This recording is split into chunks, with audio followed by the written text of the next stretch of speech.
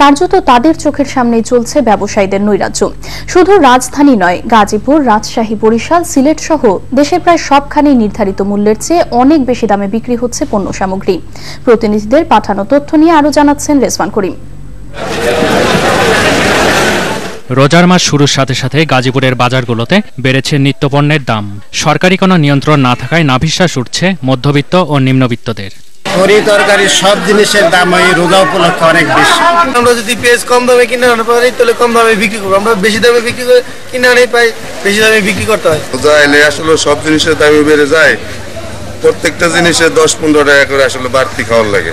বাজার নিয়ন্ত্রণে উচ্চ পর্যায়ের বাজার মনিটরিং কমিটি গঠন করে ব্যবস্থা নেওয়ার আশ্বাস দিলেন জেলা প্রশাসক। বাজারের মূল্য যেন নিয়ন্ত্রণে থাকে, সহনশীল মাত্রায় থাকে, সেজন্য 5 সদস্যের বিশিষ্ট একটি কমিটি গঠন করা হয়েছে, যেটা জেলা পর্যায়ে কাজ করবে।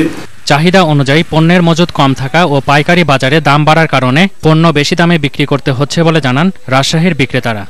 কালকে কাঁচামরিচ কিনছিলাম 500 টাকা বললা, আজকে হলো 600 টাকা বললা, 650 টাকা বললা।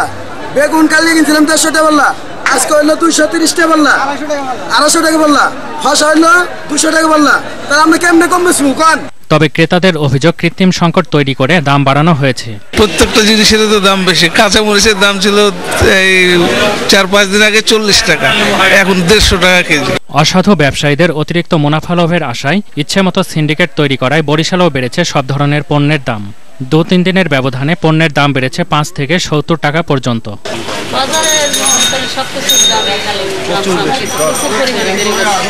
বেগুন, শসা আর কাঁচা লঙ্কার দামটা বাড়ছে, পেঁয়াজের দাম বাড়ছে, কি মানে রোজার জন্য হয়তো। পণ্যের দাম নিয়ে সিলেটেও চলছে বাড়াবাড়ি। এক সপ্তাহ আগে কাঁচামরিচ 25 থেকে 30 টাকা দরে বিক্রি হলেও রমজানের শুরুতে বিক্রি হচ্ছে 200 টাকায়। আরও দাম বেড়েছে পেঁয়াজ, আদা, খেজুর, বিভিন্ন ধরনের মশলা সহ মাছ ও মাংসের বাজারে।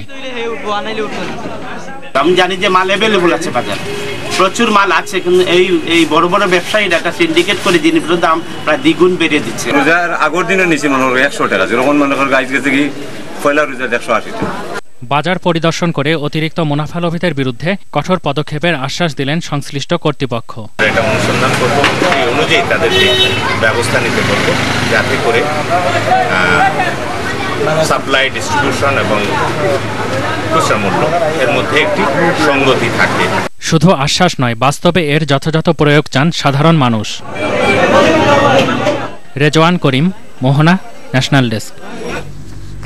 পবিত্র রমজানের প্রথম জুমার দিন রাজধানীর মসজিদগুলোতে ছিল মুসল্লিদের উপচে